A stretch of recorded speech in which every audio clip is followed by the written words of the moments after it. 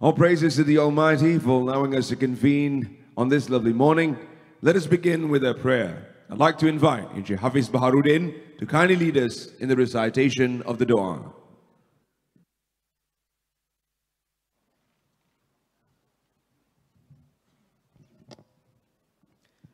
Assalamualaikum warahmatullahi wabarakatuh. وقال ربكم ادعوني أستجب لكم. أعوذ بالله من الشيطان الرجيم. بسم الله الرحمن الرحيم.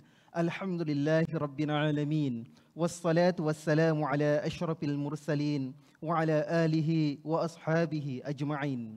يا ربنا لك الحمد كما ينبغي لجلال وجهك الكريم وعظيم سلطانك.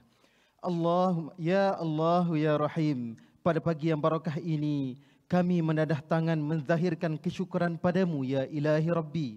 Dengan limpahan rahmatmu yang tiada bertepi, dapat kami berhimpun dalam majlis yang mulia ini. Majlis pembukaan iNation Global Summit 2024 yang akan dirasmikan oleh Yang Amat Berhormat Datuk Seri Haji Fadillah bin Haji Yusof, Timbalan Perdana Menteri. Ya Allah ya Karim, dengan kemuliaan-Mu, kami memohon agar senantiasa diberi kekuatan iman, kekal istiqamah dalam beramal dan membuat kebajikan.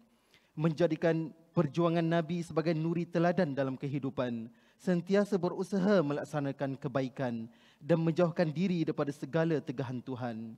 Ya Allah ya Alim, wahai Zat yang maha mengetahui apa yang di langit dan di bumi, yang nyata mahupun yang tersembunyi, tiada daya dan upaya kami melainkan dengan petunjuk-Mu yang hakiki. Maka pandulah kami dengan hikmah-Mu yang sejati dalam mencapai visi kami bagi merakyatkan sains, menginsankan teknologi, mengarusperdanakan inovasi, memperkasa ekosistem pengkomersialan dan juga R&D, membangunkan negara dengan teknologi tinggi yang bestari, memimpin rakyat ke arah kesejahteraan hidup dan harmoni, seimbang di antara keperluan duniawi dan tuntutan ukhrawi. Ya Allah ya Rahim, kurniakanlah kami kebijaksanaan dan juga kecerdasan minda, kreatif dalam tindakan serta berdaya cipta, merintis kejayaan dengan setiap peluang yang tersedia, membina masa hadapan yang gemilang untuk dinikmati bersama. Semoga segala usaha ini ya Allah menjadi bekalan jariah pahala kami di negeri akhirat yang kekal selamanya. Limpahkanlah kepada negara kami keamanan, kesejahteraan yang berkekalan, rakyat yang saling menghormati dan berkeyakinan tinggi, dikurniakan pemimpin yang adil, beramanah lagi beriman, bersifat rahmah dan melazimi ihsan. Hindarkanlah kami daripada musibah, bencana dan beratnya ujian, agar mampu kami bangunkan negara berteras Malaysia Madani yang menjadi pedoman. Dan Engkau jadikanlah negara yang kami cintai ini ya Rahman sebagai negara yang maju, makmur lagi diberkati Tuhan. Allahumma ja'al jama'ana hadha jam'an marhuma wa tafarraquna min ba'dihi tafarruqan ma'asuma. Rabbana atina fid dunya hasanah wa fil akhirati hasanah wa qina 'adzaban nar wa qina 'adzaban nar wa qina 'adzaban nar. وصلى الله على سيدنا محمد وعلى آله وصحبه وسلم والحمد لله رب العالمين. تقبل الله منكم. Ameen ya Rabbal Alameen. Thank you, Encik Hafiz, for leading us in the recitation of the dua. Yang Berhormat Datuk Seri Haji Fadillah bin Haji Yusof, Deputy Prime Minister.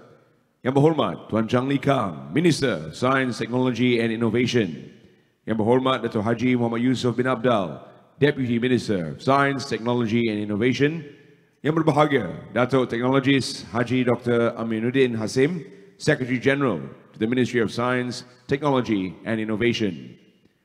Yang berbahagia Professor Dr. Rofina Yasmin Uthman, Chairman, Malaysian Research Accelerator for Technology and Innovation, Meranti.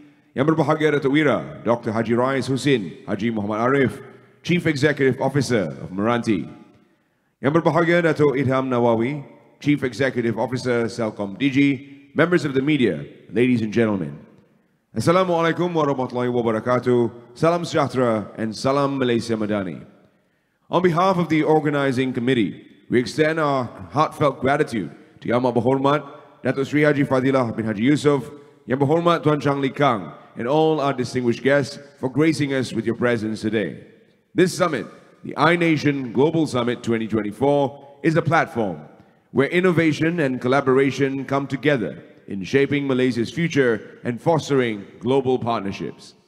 Your presence underscores the significance of this initiative. And now, distinguished guests, ladies and gentlemen, without further ado, it is my pleasure to invite Yang Berhormat Tuan Chang, Kang, Minister of Science, Technology and Innovation, to kindly deliver his opening remarks.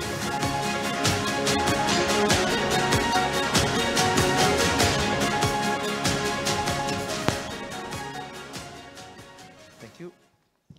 Yang Amat Berhormat Datuk Seri Haji Fadillah bin Haji Yusof, Deputy Prime Minister. Yang Berhormat Datuk Haji Muhammad Yusof bin Abdal, Deputy Minister of Science, Technology and Innovation, MOSTI.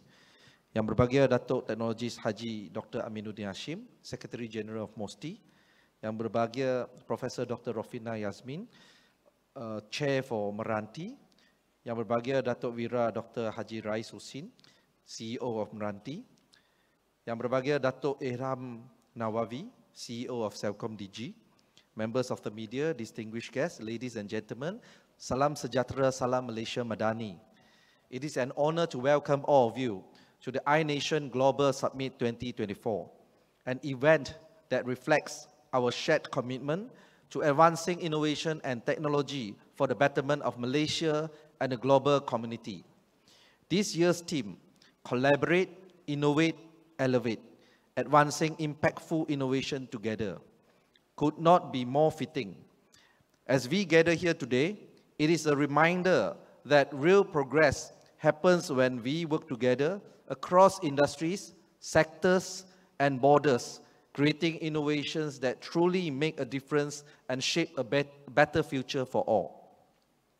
First and foremost, I would like to express our heartfelt gratitude to Yang Amat Berhormat Datuk Seri Haji Fadillah bin Haji Yusof, Deputy Prime Minister of Malaysia, for gracing us with his presence today.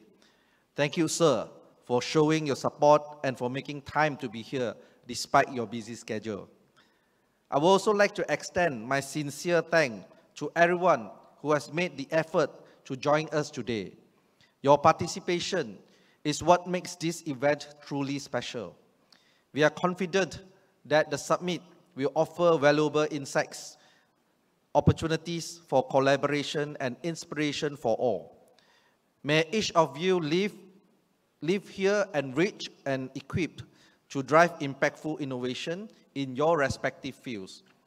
Ladies and gentlemen, this summit comes at a pivotal moment in Malaysia's journey toward becoming a leading technology hub. One area where we are seeing rapid progress is renewable energy, with Malaysia on track to increase its renewable energy capacity to 31% of the national energy mix by 2025. This shift not only supports our national sustainability goals, but also positions us as a key leader, a key player in the region's green transition, a critical focus as we prepare to assume the role of chair of ASEAN in 2025. Holding the ASEAN chairmanship is both an honor and a responsibility, reflecting our dedication to driving progress across security, economic growth, and socio-cultural development. Guided by the theme, inclusivity and sustainability, we are committed to ensuring that all ASEAN nations benefit from shared prosperity and technological advancement. However, this journey cannot be undertaken by a single ministry or organization. Achieving these goals require more than government efforts alone. It demands collaboration across ministries, agencies, and stakeholders. By adopting a whole-of-government approach, we can drive effective policy, promote economic growth, and champion sustainable development across the region. Ladies and gentlemen, one critical aspect of this vision is the role of technology in shaping the future of our urban space. The development of smart cities is directly aligned with Malaysia's priorities as chair of ASEAN, as they embody the principles of inclusivity and sustainability.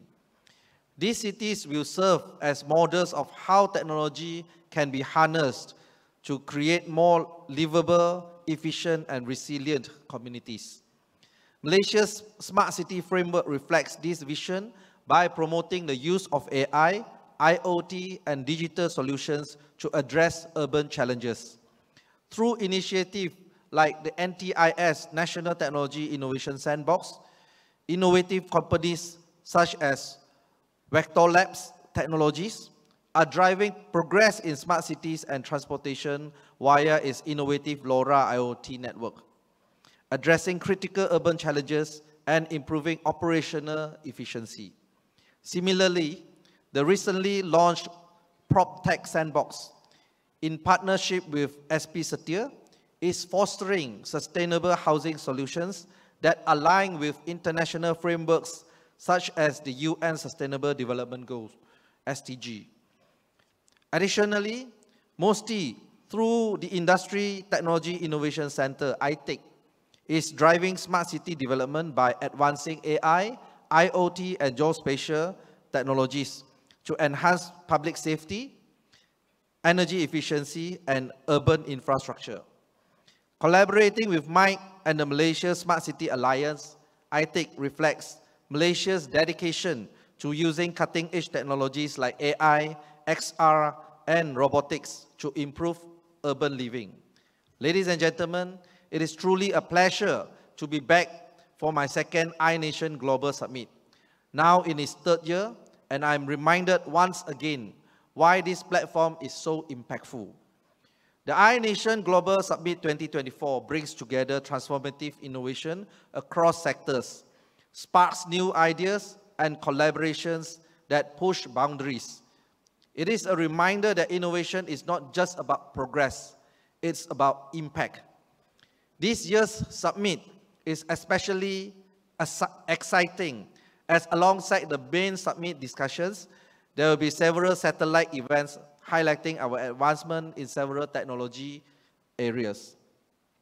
In health tech, the health tech sector is undergoing a transformative shift, driven by innovation like AI-powered diagnostics, telemedicine, and smart healthcare systems.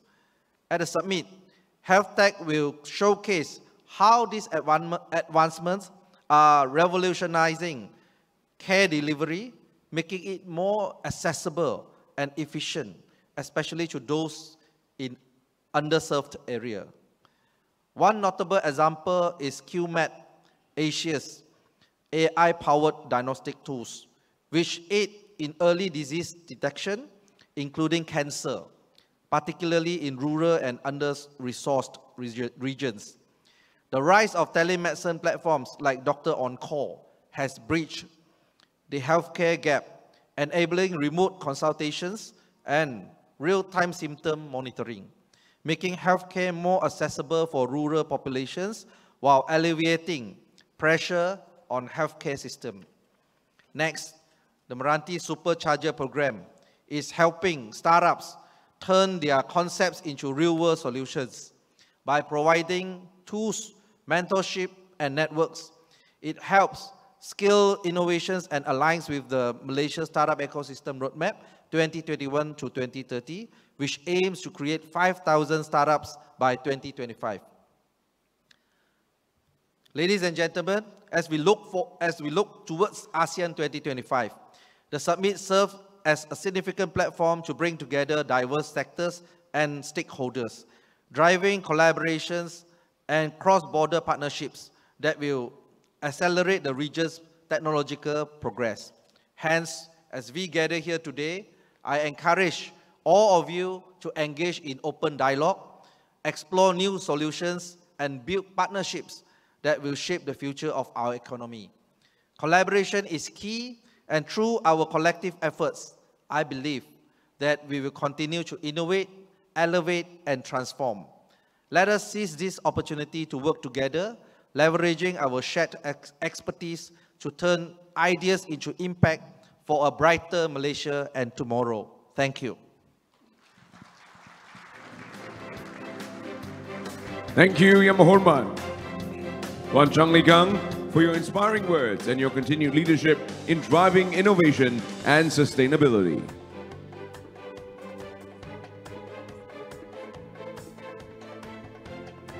Distinguished guests, ladies and gentlemen, it is now my great honor to invite Yang Berhormat Datuk Seri Haji Fadillah bin Haji Yusof, Deputy Prime Minister of Malaysia, to deliver the official opening speech.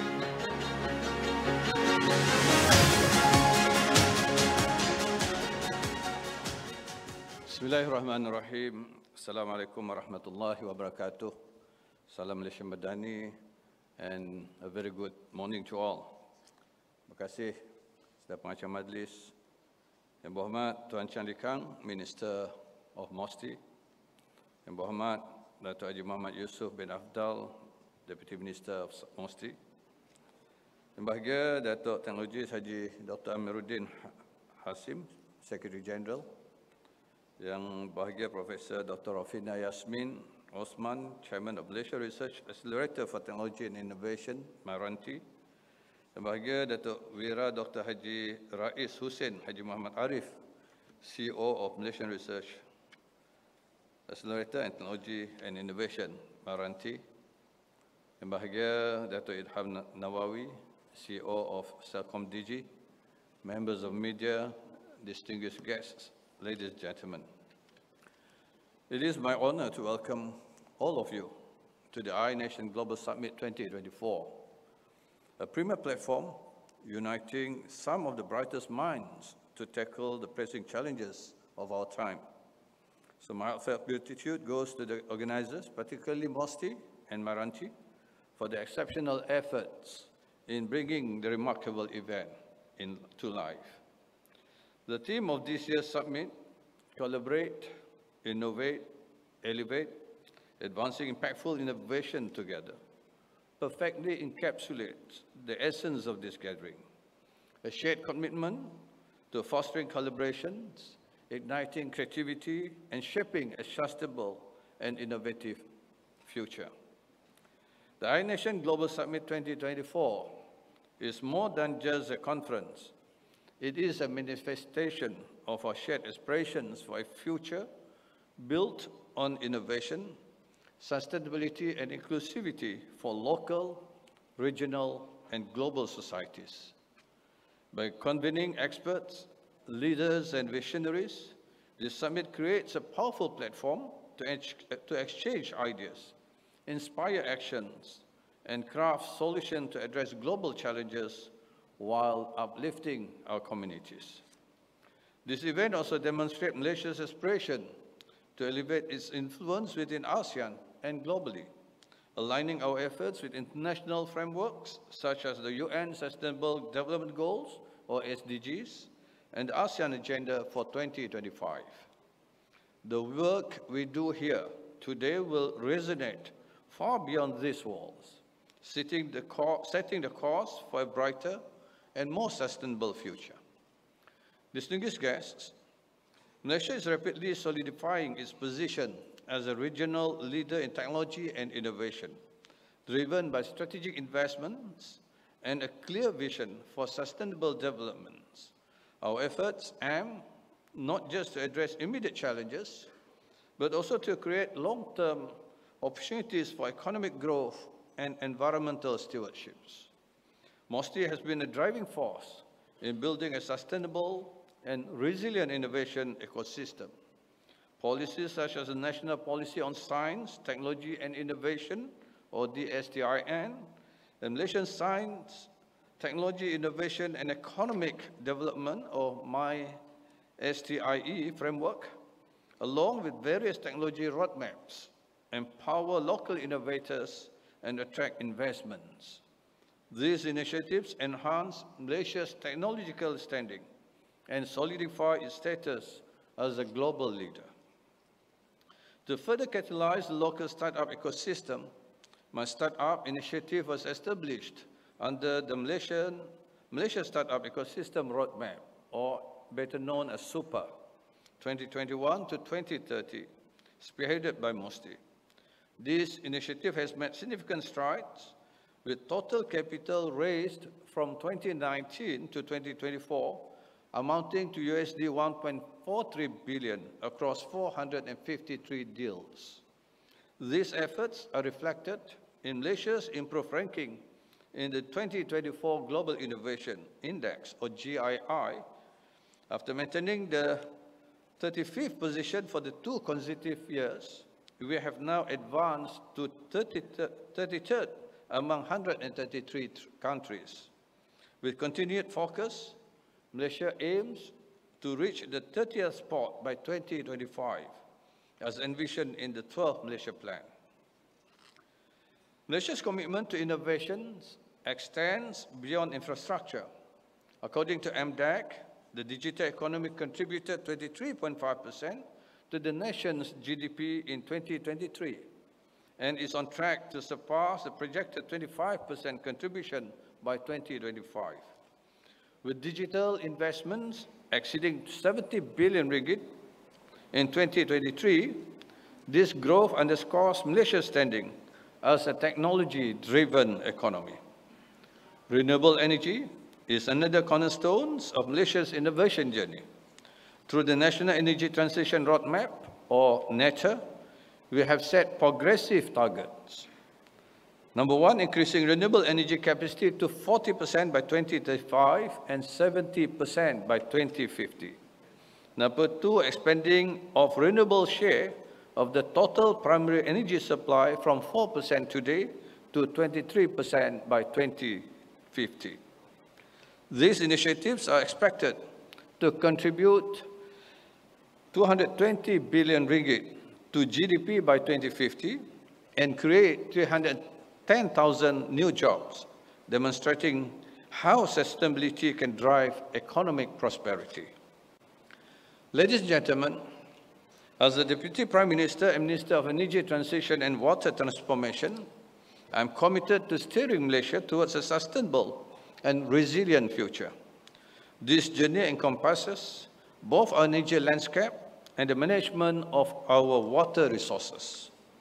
A cornerstone for our strategy in the water sector transformation 2040, or WST 2040, which addresses challenges such as water scarcity and climate variability. By integrating innovative concepts like virtual water accounting and water footprint analysis, WST 2040 seeks to optimize water resources management across sectors, ensuring sustainable and equitable access for all. Technology plays a pivotal role in this transformation. For instance, IoT-enabled smart water meters monitor usage in real time, reducing wastage and improving efficiency. Similarly, AI-driven predictive analytics optimize energy grids in anticipate demand and minimize carbon footprints. The private sector is also vital in achieving national sustainability goals. Investments in renewable energy and the adoption of environmental, social, and governance, or ESG principles, underscores the importance of public-private collaboration in driving impactful change. Distinguished guests, ladies and gentlemen, as Malaysia prepares to assume the ASEAN Chairmanship in 2025, we are committed to advancing the region's agenda through leaderships in technology, innovation, and energy security. Our focus includes ensuring regional collaboration to address shared challenges and opportunities, particularly in achieving ASEAN's targets of 23% renewable energy in the region's energy mix by 2025. Initiatives like the ASEAN Power Grid promote cross-border electricity trade and renewable energy integration, exemplifying Malaysia's commitment to regional sustainability. Inclusivity and partnership remain central to building resilience across ASEAN. By fostering cooperation among member states, we aim to create a cohesive and responsible community capable of addressing regional and global challenges effectively. So, ladies and gentlemen, as we conclude, I extend my deepest gratitude to the organizers, especially MOSTI, and my Renti, and all our international and local partners for their dedication to making the iNation Global Summit 2024 a success. To all participants, thank you for your presence and contribution. Your expertise, enthusiasm, and commitment have made this summit a dynamic platform for exchanging ideas and driving progress. This gathering is more than just an event. It is a movement reflecting our shared belief in the power of collaboration to address the world's most pressing challenges. So let us carry the momentum from this summit forward, turning insights into impactful actions for a better tomorrow. By championing sustainable innovation, we collectively strive to shape a resilient and prosperous future for Malaysia and ASEAN. So with that, with lafaz Bismillahirrahmanirrahim, it is with great honor that I officiate the iNation Global Summit 2024. Thank you. Thank you, Yang Berhormat. We'd like to invite you, sir, to kindly remain on stage. And on that note, it is my great pleasure to invite all our other distinguished guests to kindly join the Deputy Prime Minister on stage for the official launch.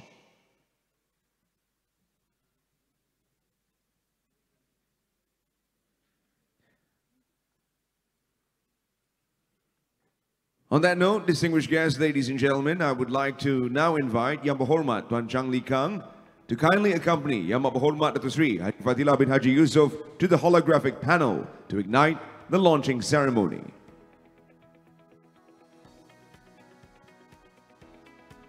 I'd like to invite Yang Berhormat Datuk Seri to kindly initiate the launch by placing his palm on the panel as we count down from 3, 2, 1. Thank you, Yang Berhormat Datuk Seri. We'd like to now invite Yang Berhormat Datuk Seri and all other distinguished guests to proceed back to the center of the stage to enjoy the rest of the launch.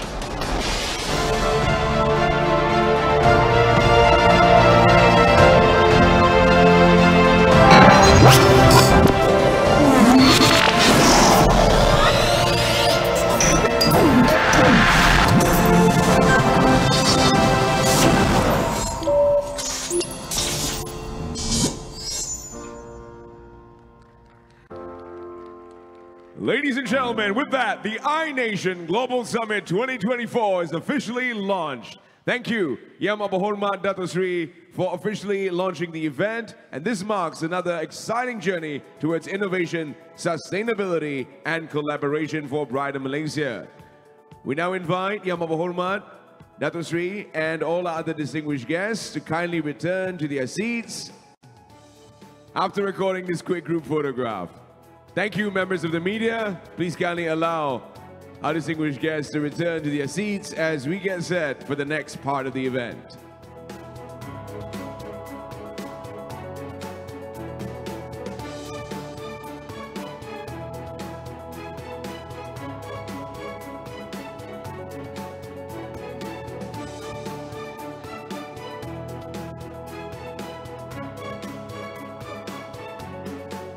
Now, ladies and gentlemen, throughout this event, we will be focusing on technology and how the innovation it brings is able to better our lives as human beings. You'll hear buzzwords like AI that are no longer buzzwords. Indeed, they are realities, and they are helping to shape and transform futures like never before. If the steam engine was a great revolution and electricity another marvel of technology, truly, AI is going to be shaping Malaysia and the world in ways that we can only dream of. Once again, we thank you all for your presence here today. This is significant of your commitment to helping shape that brighter future for Malaysia. But of course, technology is only as great as the progress it brings and the way in which it betters our lives. Food security is one very key aspect of civilization. And on that note, ladies and gentlemen, we bring you our very exciting keynote on addressing food, agriculture, malnutrition, and health together, an all-of government proposal. On that note, ladies and gentlemen, it is my great pleasure to invite Professor Dr. Jomo Kwame Sundram, Research Advisor, Khazanah Research Institute, to kindly take the stage.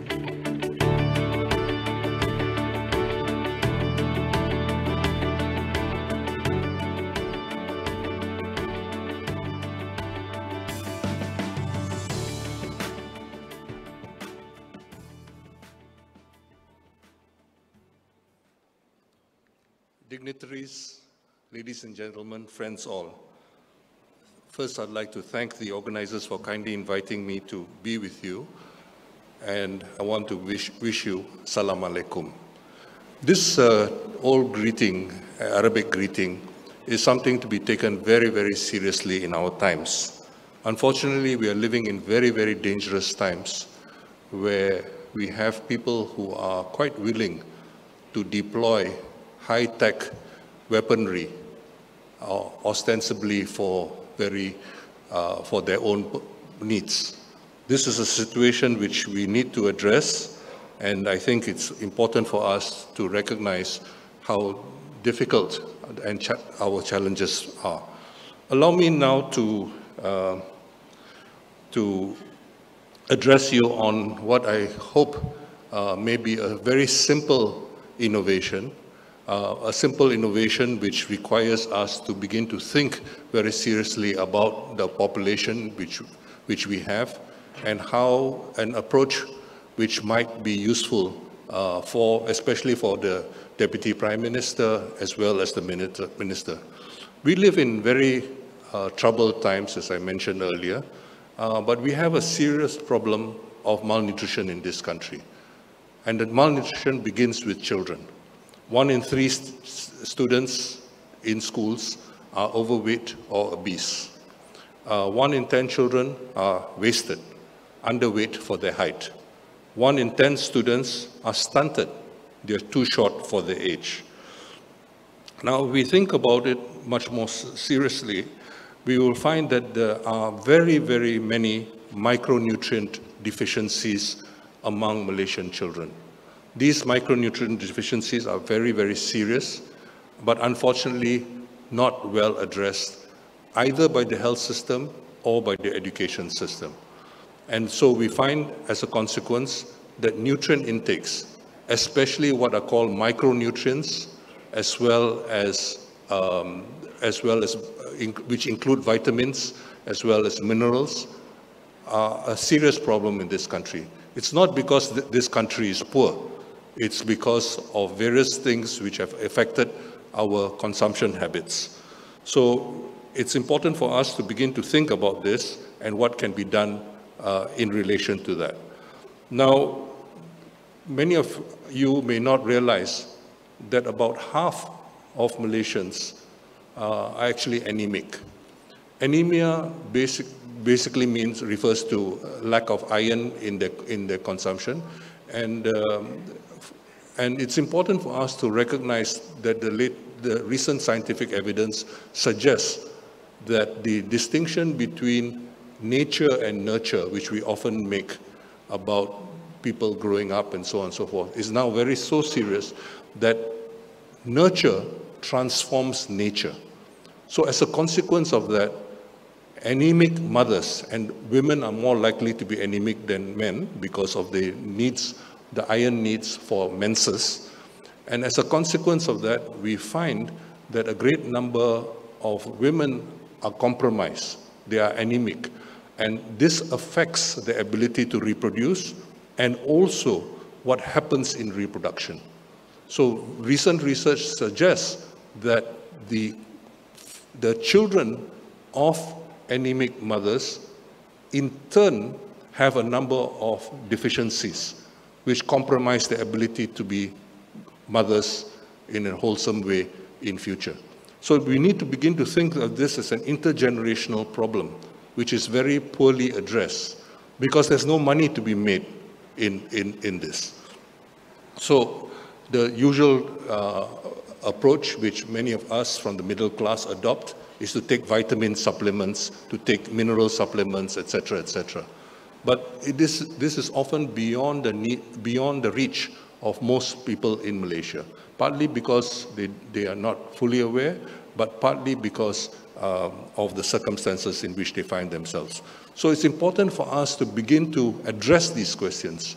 Then we have a problem of the fact that we are essentially a middle-income nation, where unlike my generation, for my generation, when we were growing up, some of you will remember this, you know, an obese child or a heavy child was considered sehat, budak tu sehat.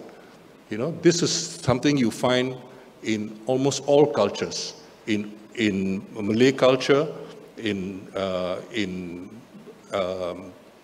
Chinese culture, in Indian culture, and in my research in Sarawak many years ago, I found this to be true in Sarawak culture as well.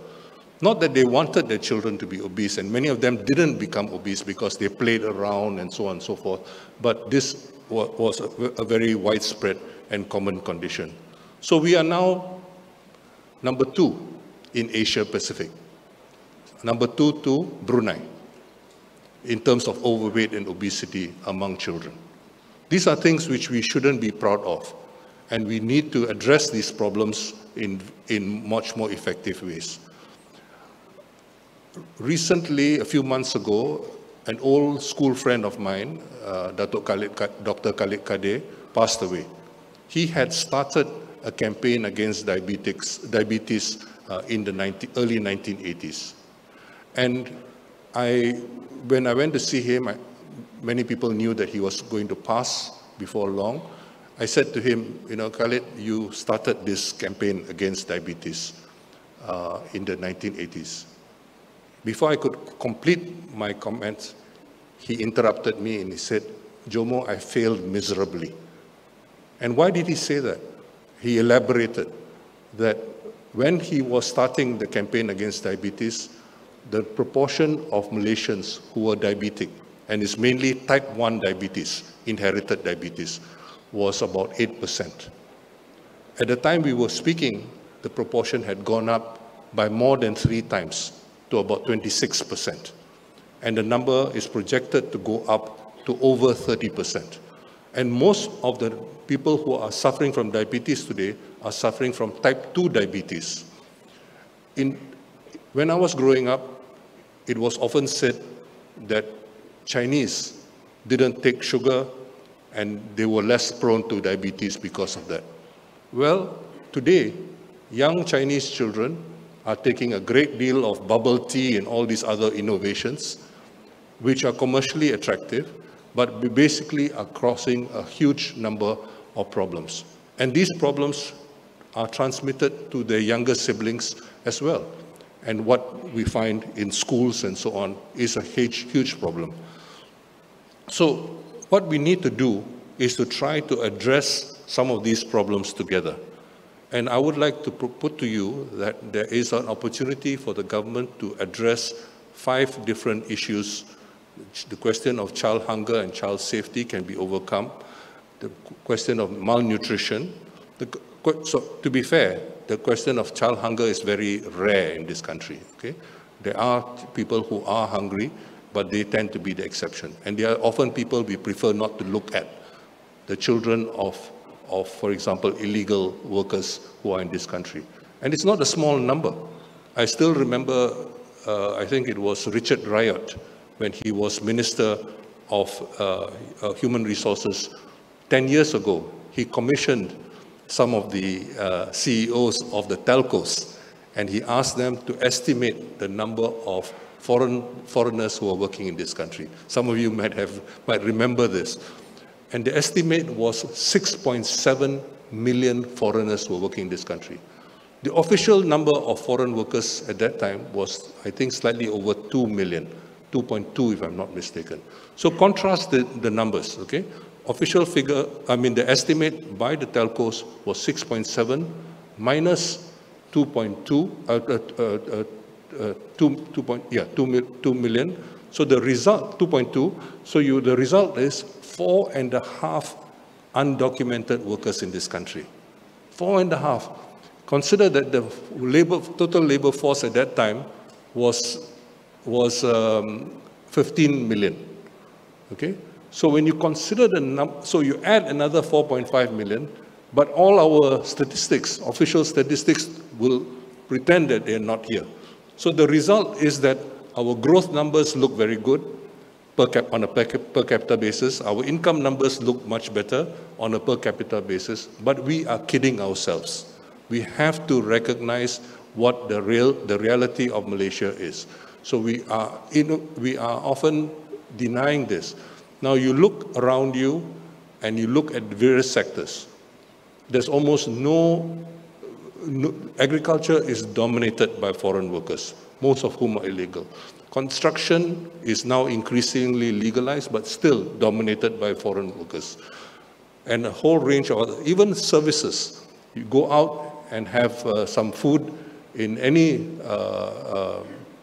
small stall, and you will find that you are probably being served by foreign workers.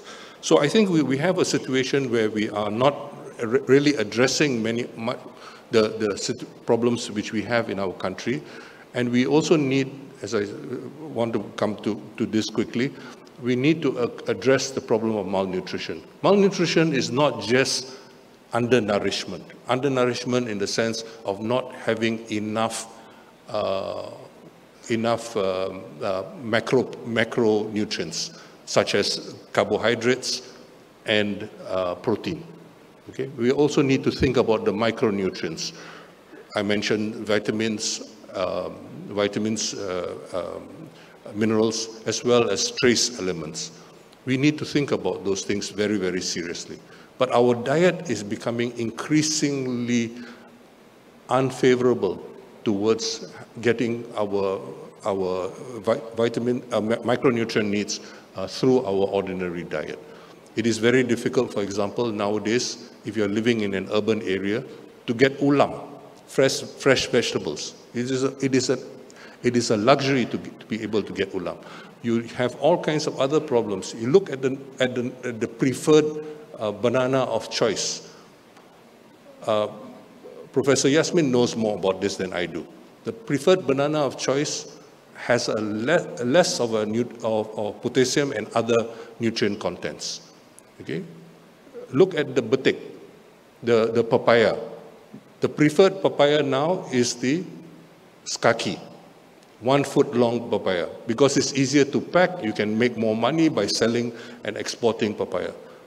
But to get your betik to be 1 kaki long, one foot long, you basically need to do a lot of modification, and all genetic modification can be problematic. Okay? So we need to begin to think about the nature of our innovation and some of the consequences. It's also important for us to recognize that often children, there are very important informal parts of the schooling experience which are important, which we tend to neglect. And we need to address some of these problems. And the last point I want to make is, how do we address the problem of the farmers who do not have enough incomes and and their well-being is compromised in important ways. We have thrown various kinds of subsidies with modest success. So I think we need to begin to think about how a very simple innovation involving what is called school feeding programs. It's not the only thing which we need to do, but it's one thing which I want to propose today, is we begin to have school feeding programs. Now, in many countries and cultures, you have different types of programs. But I would like to suggest that a school meal is something to think about.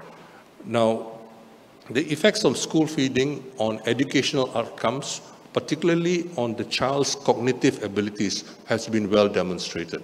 It's also important, in other words, they can learn better and so on if they are properly fed.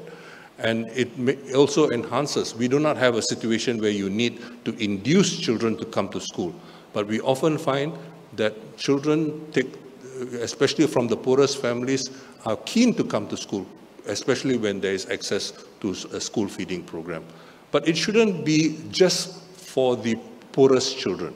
It should be for everybody, because there are important reasons why this is important.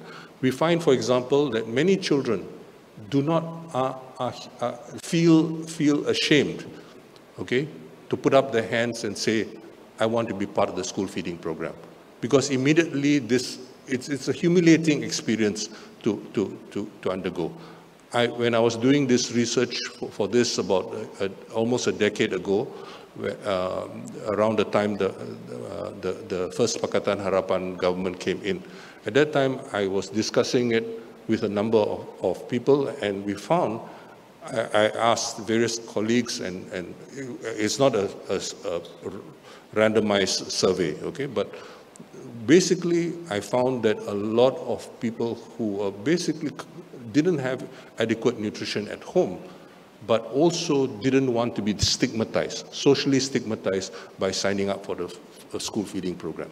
So the whole question of how you run the program makes a big difference in terms of how people feel, with a sense of belonging, their sense of purpose, and so on and so forth. So it's also, sorry, earlier I should also have mentioned that physically children grow up better. And I'm saying all this on the basis of research which has been done by the MOH. The Ministry of Health has actually got a division which actually works on research. But unfortunately, the MOH research findings, which have been the basis of a school feeding program in northern Johor. I was going to make a big deal of this because the Agong was supposed to be listening to some of this, but in northern Johor, this has been introduced basically around the Yongping area. But basically what we find in the MOH program is that children were also physically better off. Very few of them were actually obese, and so on. But what we find is that this program has not been adopted by many government schools. It is mainly adopted by SRJKs, Jenis Kebangsaan. So it is mainly Chinese medium schools, as well as very few Tamil schools are involved in this program. Because the catch is this, because Ministry of Health does not have money for this, they get their money from, the parents have to pay. So they have to pay 2 ringgit, okay? Consider this, this program, MOH program, runs on 2 ringgit per person. The current bantuan makanan for poor children runs on 3 ringgit per child, 3 ringgit per meal. And when the last government came in, there was a proposal from Tan Sri Zeti to increase it to 350. Okay, and 350, the additional 50 cents per day was multiply that by 5 days per week is going to come to 250. That additional 250 would go to 1 additional carton of sugar, of milk. Now, all the milk which is supplied through the school feeding program has added sugar. Okay, you cannot get real pure milk. They all have added sugar. Added sugar with your strawberry flavor or chocolate flavor. So you get variety. You get chocolate one day, strawberry another day. But what is the sugar for? It's completely unnecessary. In any case, there are much cheaper sources of calcium as well as protein than relying on cow's milk. In fact, many children in Malaysia are lactose intolerant. Okay, and this of course is a problem as well, because lactose intolerant children are not beneficiaries of this. When I was at the university, I think Professor Yasmin will remember this. There was a man named Professor Mukherjee, and Uncle Aziz, in his wisdom, decided to name the kambing he developed as kambing keji.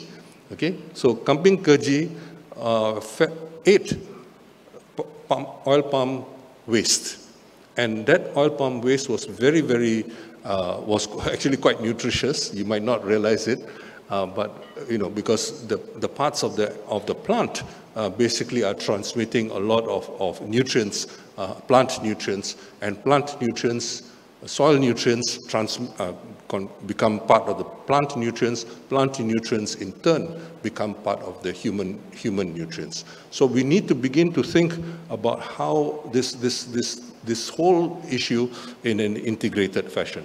So basically there are 4 key benefits of school feeding programs: education, health and nutrition, social protection, and as well as agriculture, the transformation of agriculture, which I'll come to in a minute.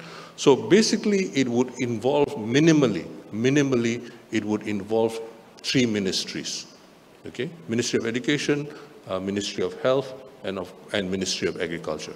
But I would put it to you that because we have a proliferation of ministries and agencies in this country, it is important for us to begin to consider the role and contribution of various other organizations, all of which I've included in this picture. Now, let me quickly move to the governance of school feeding, and how it is important for us to have an interministerial cooperation. Now, as you all know, during the pandemic, one slogan became very important, 2 slogans became very important all over the world. One was an all-of-government approach. And the other element of it, which was very important, was an whole-of-society approach. We need to begin to think about this kind of innovation as involving not only all of government, which is the title of today's talk, but also how do you mobilize society. And this is very, very important. I'll just give you 1 or 2 illustrations later, but you can imagine that this kind of social transformation becomes extremely important. Now, let me move on very quickly to looking at the school level governance, and you can identify the various issues here.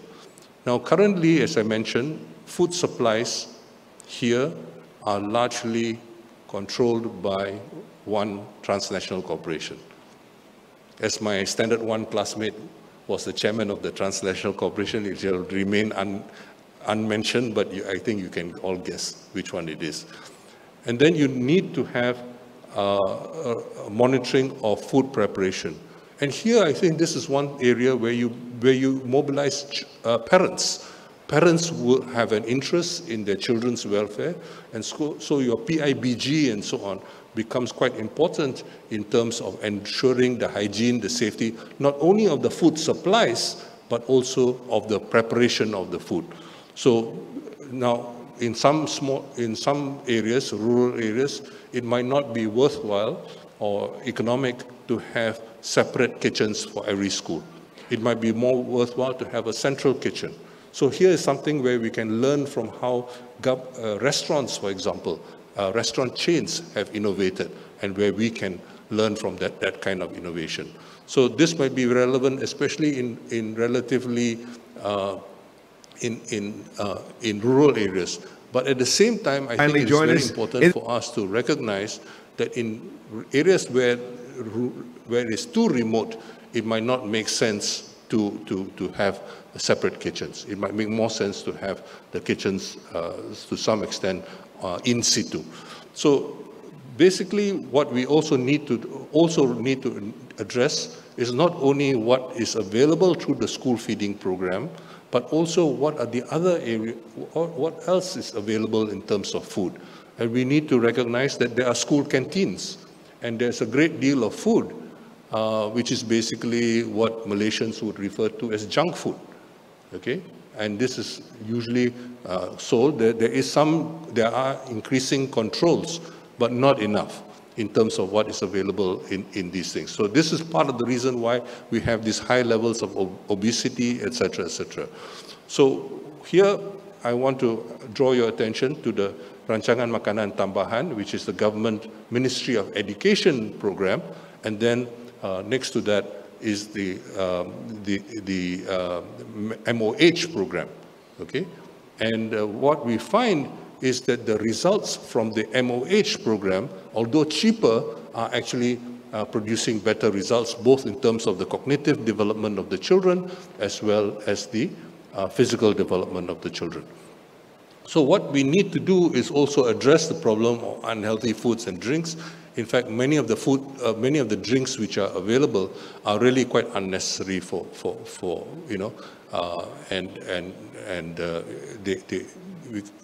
drinking plain water is something which should be encouraged. But having plain water is not easy now. Go to most restaurants and you cannot get plain water. The only restaurants which still give you plain water for free are the Indian restaurants. Okay, others you pay for it. Okay, and this again is a bit of a problem. So we have changing food and drinking habits as a consequence of availability, among other, besides advertising and so on and so forth. So I just want to emphasize what I said earlier in terms of the better results of the HITS program of the MOH compared to RMT, but the HITS program is not perfect. Okay, and we need to begin to think about how this can be improved. And it only exists on a trial basis. Interestingly, not only in northern Johor, but also in various other places where usually principals have taken the initiative. So you have HITS program in Terengganu. You have a HITS program in several HITS programs in Perak and so on. But the vast majority have been in northern Johor for the reasons I mentioned earlier. So basically what we need also to complement all this, of course, is much better nutrition education. Not nutrition education in a formal way, but very informal nutrition education, especially for children as well as for adults who are going to influence these decisions. Now, and then, of course, having a supportive, healthy food environment. Now, I mentioned earlier that the school program is between 180 and 3 ringgit. There are a few schools in Johor which have pushed down the cost they charge children to 180. But generally speaking, they charge on a monthly basis. So you pay basically 40 ringgit for the whole month. Now, what happens is that, particularly for poorest children, they cannot afford, their parents cannot afford to pay 40 ringgit. So the consequence of this is that the HITS program results in poor children either opting out because they cannot afford it, and when they can afford it, maybe 2 times a week, if they're lucky, they pay for the meal. So they pay basically a higher price, and it's usually it was in Johor, the average was 2 ringgit 50 cents. So you're paying 250. So the poor children are the ones who are penalized by this arrangement. So we need to begin to think of ways in which we can overcome some of these problems. I forgot to mention Negeri Sembilan, Kedah and Penang as well, besides Johor and Terengganu. Yeah. So here we see that the price range, okay, because its HITS is very much voluntary, left to the school, where there's no standardized subsidy, but all of them are below, except in the new states, they are under 3 ringgit, okay, or 3 ringgit is the maximum, and this of course is the price of the rancangan makanan tambahan which I mentioned earlier. Now the implementation is very poor. There's very poor and very uneven, and although there are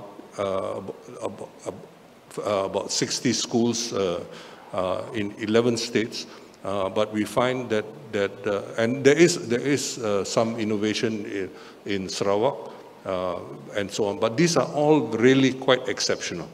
Okay. Now it is expanding, and this flag of Johor was there for the Agong. So but basically we are talking about a whole of society approach, because you need the PTAs involved and so on and so forth, for these things to succeed.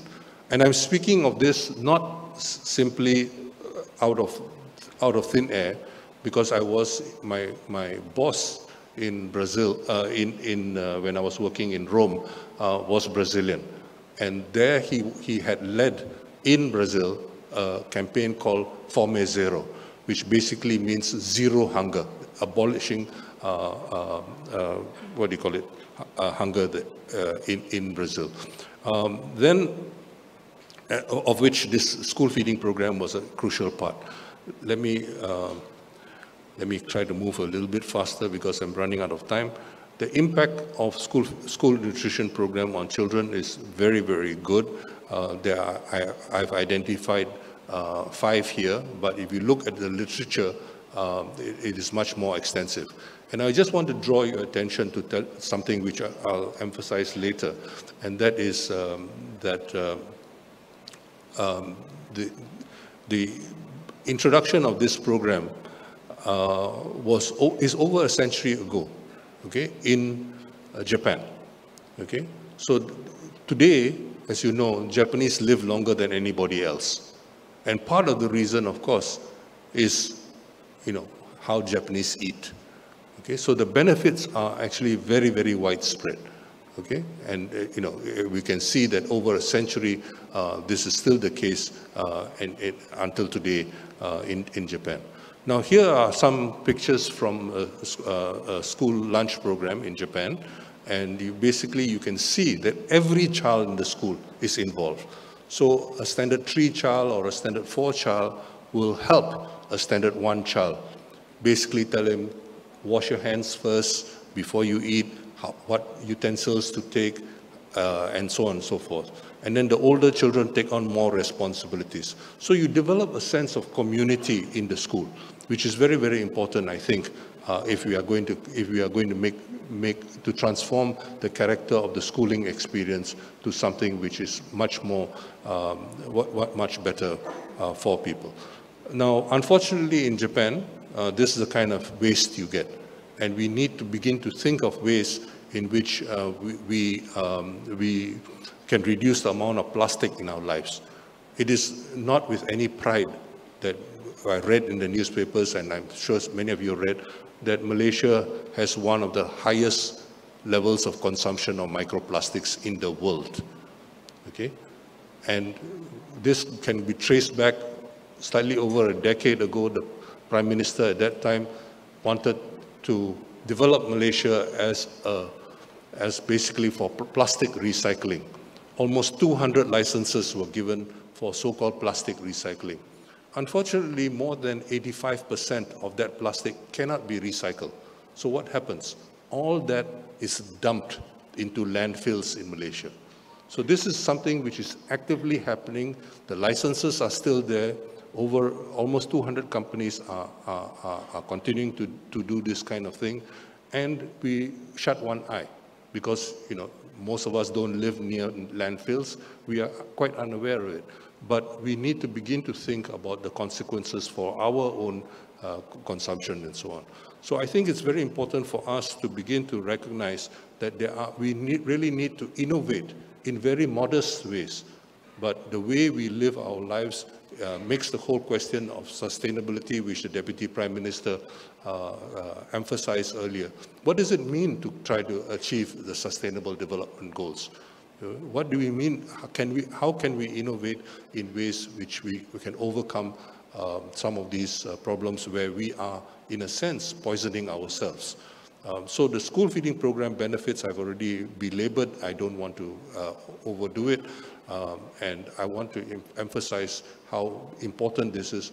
I also want to mention that the former Minister for Poverty in China gave me an award. I couldn't understand what he was saying when he gave me the award. But basically, the award was he claims that I was the one who introduced the school feeding program. All I basically said, because for poverty eradication, after the Beijing Olympics, they got all these big residential areas and they ran some programs. And all I said was basically to have, to bring children for breakfast to feed them. Apparently they tried that, it didn't work. And what they did instead was to have a school meal program.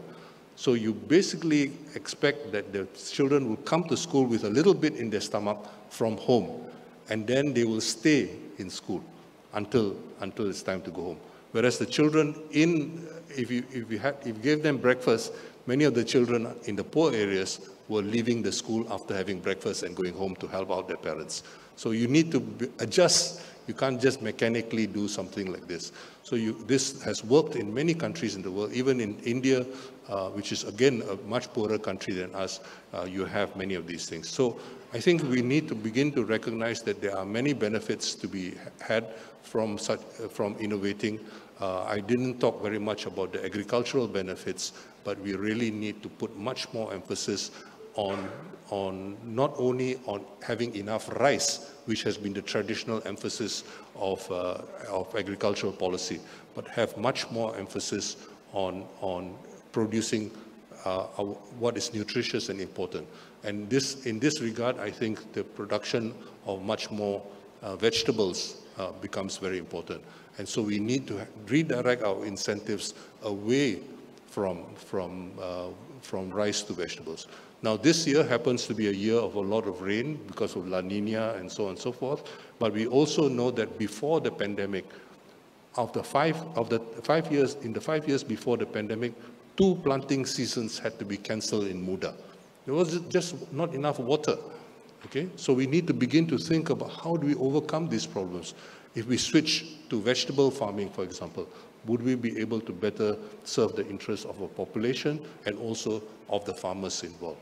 So we need to begin to think about these problems. Innovation has to come out of a deep understanding of the context in which we are working and the kinds of innovations we should best address those issues in the best interest of the people. Thank you very much for your attention. Assalamualaikum.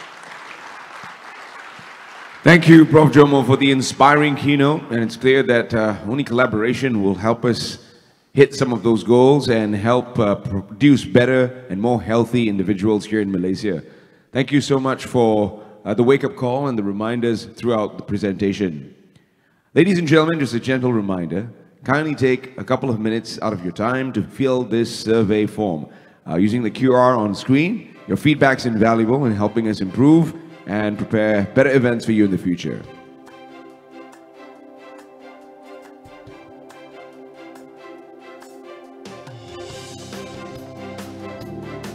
Thank you everyone for taking a quick minute to scan that QR code, and we hope that you find the time to give us your feedback through the survey.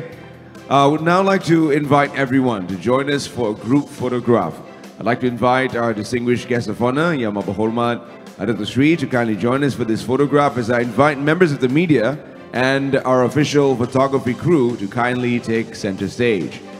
Ladies and gentlemen, please kindly rise and join us for this photograph. And for those of you in the aisles, we'd like to invite you to pack it down the middle so we can fill up those empty spaces and get a better photo. Everyone, we'd like to invite you to kindly rise. Thank you.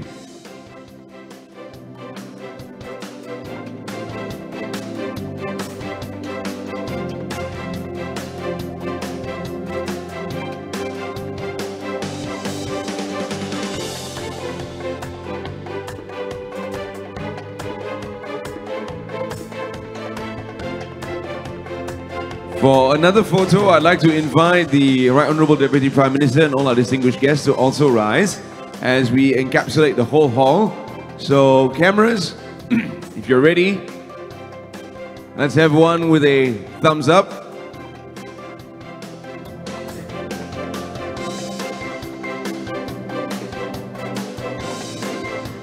Thank you everyone.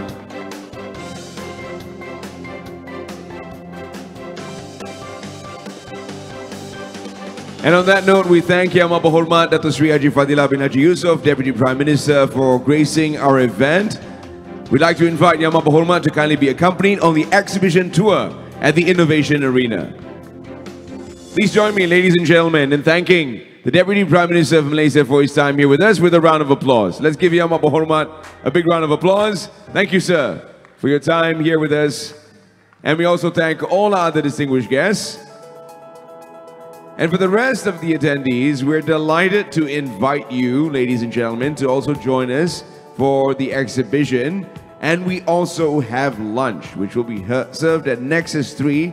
Kindly take the opportunity to network and continue engaging in any meaningful conversation that might have been sparked off by any one of our keynotes throughout the day. We look forward to hearing about your time here with us. Once again, if you could take a quick minute to fill up that survey form, that will be great. And this concludes day one of the iNation Summit here in this hall. The exhibition continues, the networking continues, and on behalf of the organizers, we sincerely thank you for your active participation. As we close today's session, it gives me a great pleasure to share a quick glimpse. I know you're making your way out, ladies and gentlemen, for day two. We're going to talk about the future of technology in addressing food security once again, 5G for resilience, and human-machine collaboration. We'll also be exploring insights from our global innovators and thought leaders, including the Power Talk, which will be presented by a representative from Sweden's Science Parks. So please do kindly join us for that. We look forward to showcasing more groundbreaking innovations, and we look forward to your continued presence here at the event. Thank you very much, ladies and gentlemen. Enjoy the lunch served, and we look forward to seeing you again tomorrow at this particular ballroom.